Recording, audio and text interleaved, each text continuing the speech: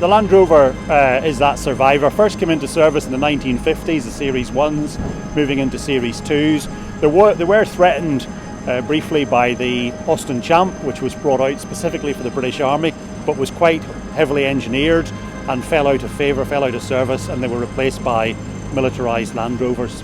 In summary, why they're good for the job currently, they're very, very basic, straightforward. These vehicles are still very successful because they don't have any electronics on them. There's no electronic control unit, so they're very straightforward to fix, and that's probably the biggest single strength.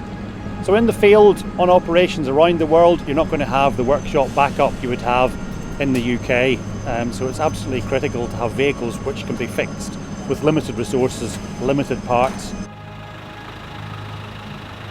If we go back to the late 90s, the vehicle that would have been in service is this Land Rover 90, which is a normally aspirated diesel engine and was very much an off-the-shelf sort of vehicle that farmers and estates would have used, with the difference that it's painted green.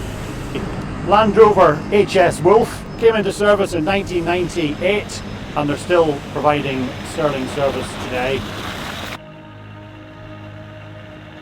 So they're used in liaison roles as communications vehicles, transport vehicles.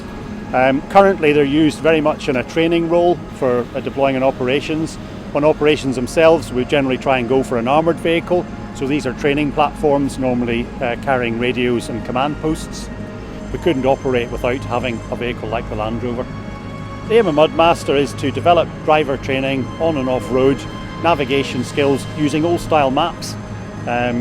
Obviously a lot of people use mobile phones, GPS to find their way around, but in operations there's going to be limited electronic communications, and we're going to try and keep our electronic footprint very low, so we have to keep the basic core skills alive, and that's why Mudmaster always focuses on paper maps.